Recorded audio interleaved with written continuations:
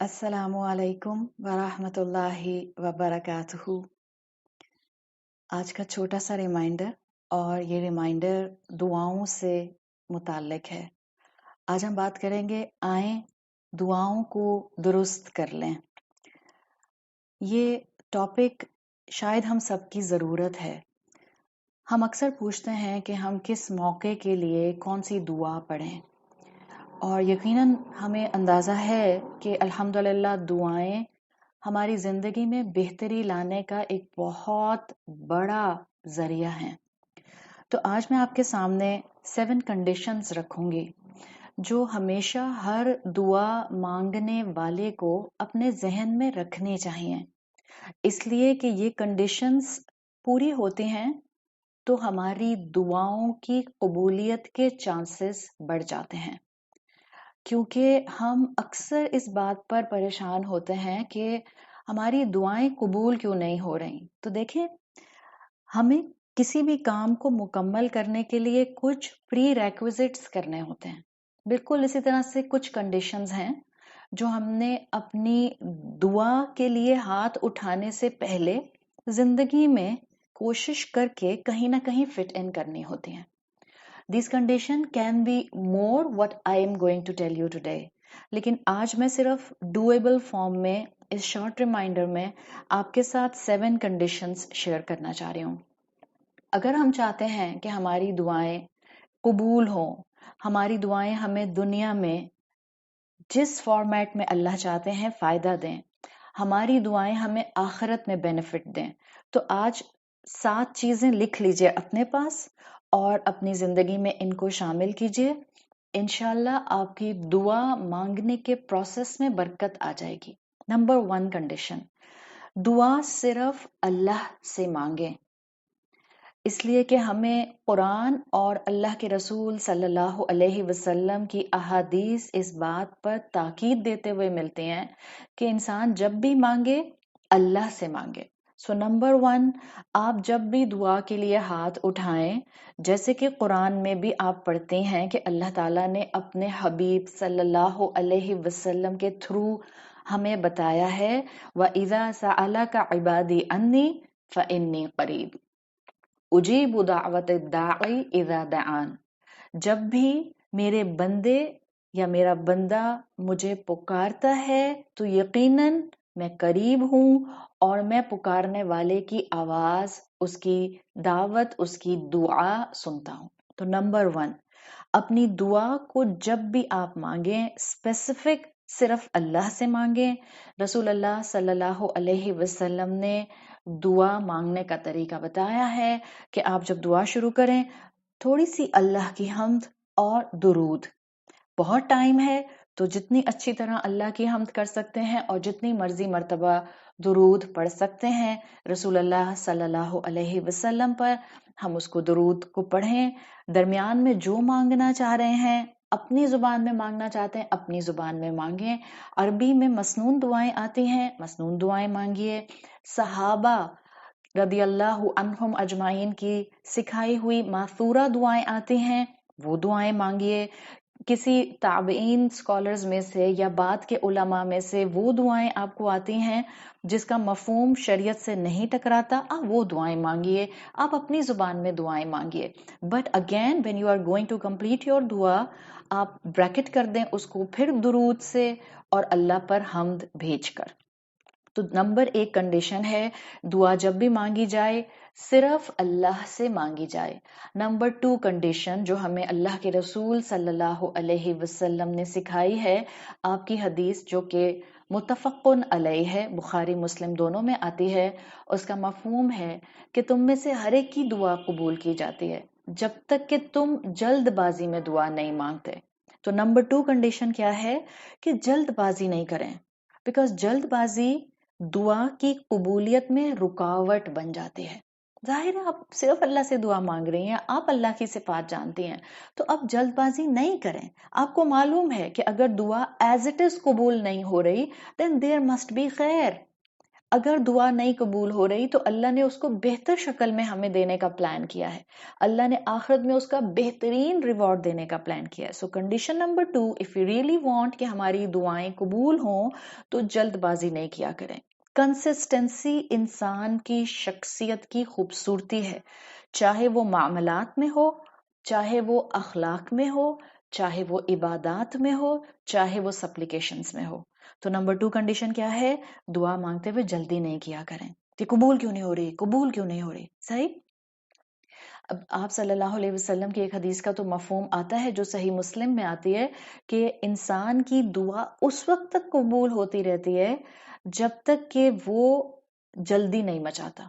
اور جب وہ جلدی کرنے لگ جاتا ہے نا کہ پتہ نہیں میری دعا کیوں قبول نہیں ہوتی، یا میں دعا مانگ مانگ کے تھک گئی ہوں، جب انسان یہ رویہ اڈاپٹ کرتا ہے تو اللہ کے رسول صلی اللہ علیہ وسلم کی تعلیمات کے مطابق جلد بازی میں انسان کی پھر دعائیں قبول نہیں ہوتی. سو دس از کنڈیشن نمبر 2 کہ جلد بازی کے بغیر دعا مانگی جائے. نمبر 3 کنڈیشن جو بہت ضروری ہے کہ ہماری اوور آل دعائیں قبول کی جائیں. آپ کوئی ایسی دعا نہ کریں جس میں آپ کوئی گناہ طلب کر رہی ہیں، آپ کوئی فوربڈن چیز مانگ رہی ہیں، یا آپ کوئی قطع رحمی والی بات کر رہی ہیں.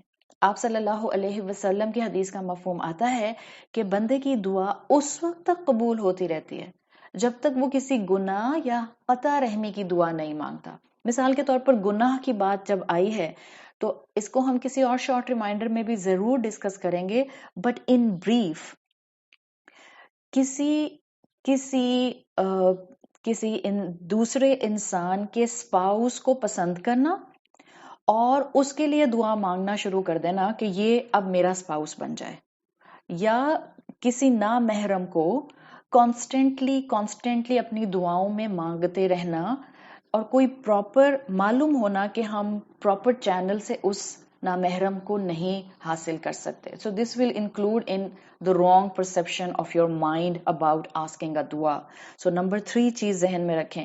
ایسے ہی اپنے کسی صلہ رحمی والے رشتے کی، اپنی فیملی میٹرز، آپ کے صلہ رحمی والے میٹرز ڈائریکٹ ہوں with your فادر اور مدر، یا آپ کے صلہ رحمی والے معاملات اور رشتے انڈائریکٹ ہوں یعنی سسرال، ان میں کسی کے لیے بھی ایسی دعا کرنا کہ بس میں اس سے دور ہو جاؤں، میری اولاد اس سے دور ہو جائے، تو یہ قطع رحمی ہو جائے گی.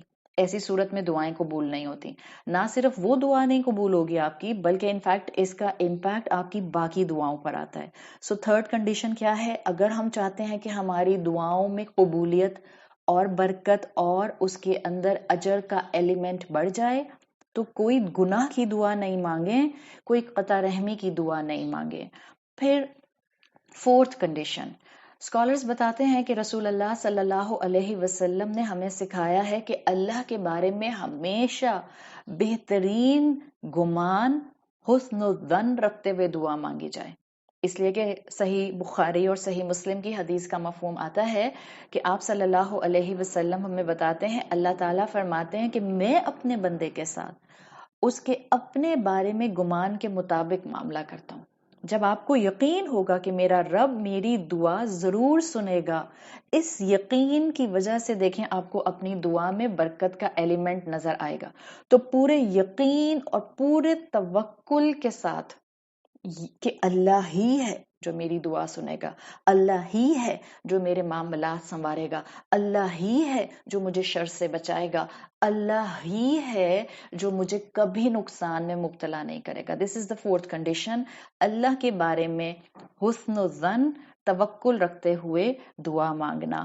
نمبر 5 کنڈیشن جو دعاؤں کی قبولیت میں ضروری ہے اور رسول اللہ صلی اللہ علیہ وسلم نے سکھائی ہے، اور وہ یہ ہے کہ میکینیکل دعا نہیں مانگے، ایک کانشیس لیول سے دعا مانگے. آپ صلی اللہ علیہ وسلم کی سنن ترمذی میں جو حدیث آتی ہے اس کا مفہوم آتا ہے کہ بے شک اللہ کسی بھی غافل دل سے دعا قبول نہیں فرماتا.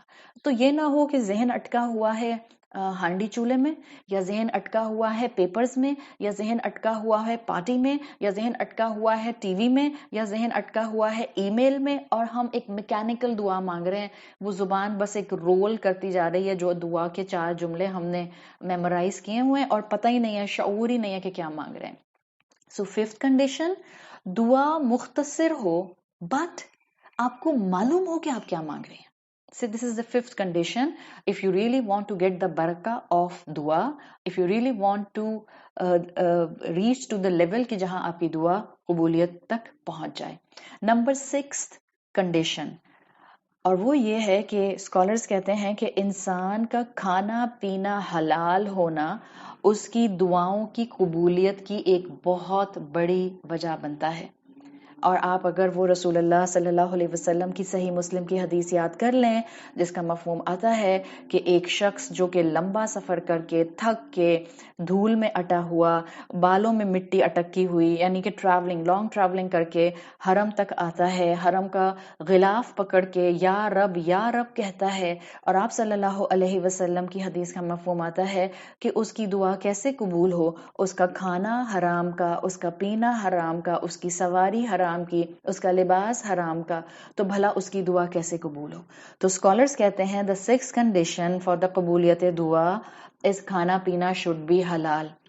امام ابن القیم الجوزی اپنی کتاب میں لکھتے ہیں، جس کا مفہوم ہے کہ حرام کھانے سے دعا جو ہوتی ہے اس میں قوت نہیں رہتی اور اس میں کمزوری آ جاتی ہے. سو دس از دا 6th ریزن. اگر ہم چاہتے ہیں ہماری دعائیں قبول ہوں تو پلیز رزق حلال کی دعا مانگیے، رزق حلال کی کوشش کیجیے. اور رزق حلال کا طریقہ کیا ہے؟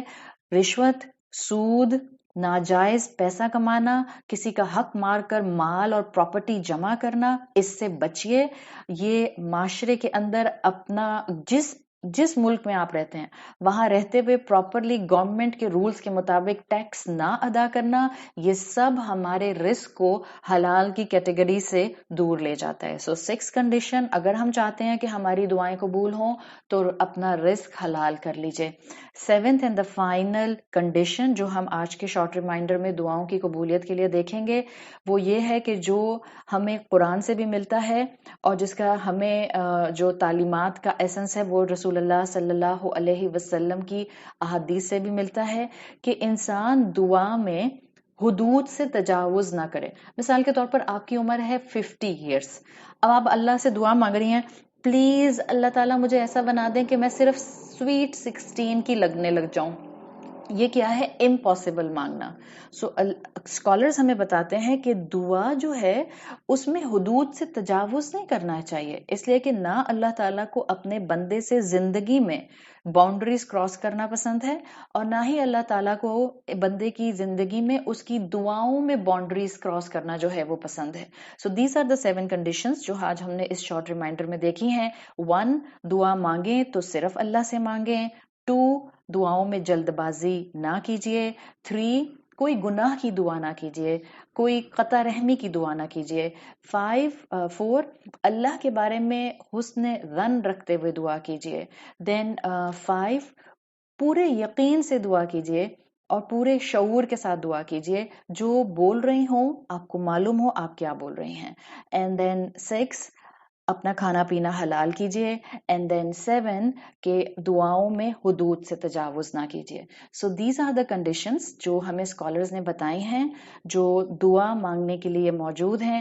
اللہ تعالیٰ ہمیں اپنی زندگی میں بہت شعور کے ساتھ دعائیں مانگنے والا، خالصتاً رب سے دعائیں مانگنے والا بنا دے. And one more thing at the end of this reminder, دیکھیے ہم اکثر سوال کرتے ہیں کہ بچہ نہیں ہو رہا تو دعا بتا دیں، بیٹی کی شادی نہیں ہو رہی بیٹے کی تو دعا بتا دیں، ایگزام میں پاس ہونا ہے تو دعا بتا دیں. لسن، یہ کیپشن لگا کر آپ کو نا ہر چیز کی دعا اللہ کے رسول صلی اللہ علیہ وسلم کی احادیث کے کلیکشن میں ایز سچ نہیں ملتی. کچھ چیزوں کے لیے ضرور آپ نے بتایا ہے، لیکن ہر چیز کا کیپشن نہیں ہے کہ جس کی اولاد نہیں ہو رہی اب وہ یہ دعا مانگنا شروع کر دے. یہ بعد میں اسکالرز نے اپنی اپنی تعلیم، علم، حکمت، اپنی اپنی انسائٹ سے انہوں نے ڈیرائیو کیا ہے. سو برائے مہربانی پلیز ایٹ لیسٹ مجھ سے نہ پوچھا کریں، صحیح ہے؟ بیکاز کیوں، میرا کام کیا ہے کہ میں اپنے رسول صلی اللہ علیہ وسلم کی سکھائی ہوئی وہ دعائیں جو کہ میں ریگولیرٹی سے تھام سکتی ہوں، لائک صبح شام کی دعائیں، وہ میں تھامے رہوں. اس کے علاوہ مجھے اپنے رب سے جو مانگنا ہے وہ میں اپنی زبان میں اپنے رب سے مانگتی ہوں. جس طرح اپنا دل آپ کسی کے سامنے رکھ دیتے ہیں اور آپ کو اس میں جو زبان کمفرٹیبل لگتی ہے پلیز اس کے اندر مانگیے. ان دعاؤں کے چکر میں کہ ہمیں بس عربی دعا مل جائے چاہے ہمیں اس کا ایک لفظ کلک نہ کرتا ہو، اس سے بہتر ہے کہ آپ اللہ سے تعلق میں دعا مانگیے. فیل دا پریزنس آف اللہ سبحانہ و تعالی ود ہز صفات. میرے دل میں یقین اور میرے ذہن میں کمپلیٹ کنوکشن ہو کہ اس وقت میں اپنے رب سے جو بھی جملہ دعا کی شکل میں بول رہی ہوں وہ سن رہا ہے، اور جب وہ سن رہا ہے تو پھر میں ایک کی جگہ 4 مرتبہ اس سے درخواست کروں. تو اپنی زبان میں مانگیں. ہاں، صبح شام کی دعائیں جو اللہ کے رسول صلی اللہ علیہ وسلم نے سکھائی ہیں، رات کو بیڈ پر لیٹ کر پڑھنے کے لیے دعائیں جو آپ نے سکھائی ہیں اس میں ریگولر ہو جائیں، اور یہ ہر چیز کے لیے دعا نہیں پوچھا کریں. باقی آپ میں سے جس کے پاس وقت ہے، فرصت ہے، سمجھ ہے، قرآنی دعائیں اس کی کتابیں مارکیٹ میں کہیں بھی اویلیبل ہیں، مسنون دعاؤں کی کتابیں اویلیبل ہیں، لے لیجئے، کھولیے، وقت لگائیے اور دعاؤں کو مارک کر لیجئے اور پڑھ لیجئے. زندگی میں رب کو پہچاننا آسان، رب کی بات ماننا آسان، رب اور رسول صلی اللہ علیہ وسلم کی سکھائی ہوئی تعلیمات پر عمل کرنا آسان. اپنی زندگیوں کو مشکل نہیں کیجیے، ان شرائط کو فوکس میں رکھیے اور آئیں اپنی دعاؤں کو درست کر لیں. اپنا اور اپنی فیملیز کا بہت خیال رکھیے. جزاک اللہ خیرن. السلام علیکم ورحمۃ اللہ وبرکاتہ.